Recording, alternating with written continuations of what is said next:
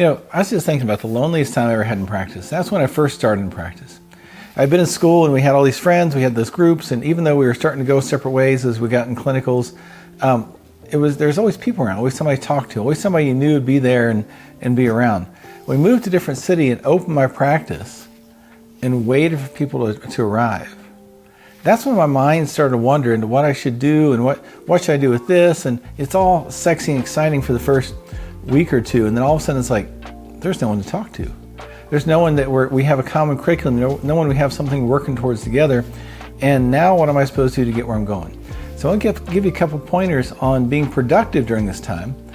And number one is making sure you set some anchors with people to have these conversations. Because one of the things I did after a couple months is I reached out to a doctor down the road, Dr. Dan O'Neill, is a great friend of mine, and he would give me books to read, he would give me things to do, he did a lot of mentoring.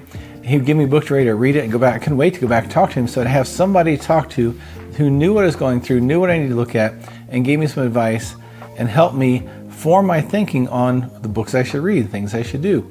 And he was a successful chiropractor. He let me borrow his SAM unit, all these things. There was a great mentoring, but that came with an exchange. It came with me reaching out to him, doing things that he asked me to do or suggested I do, and going back. So setting some anchors with some mentors is a big thing. Also with other people that are in the same level. Now here's what happened to reach out to the people that started off practice like I was. They were lonely. They didn't know what to do. And they were kind of floating in their philosophy and deciding what to do, because now they had, with the loneliness, you can pick other things and you get distracted and say, maybe I should tell this patient about this medication. Maybe I should tell them about this. Maybe we should do it.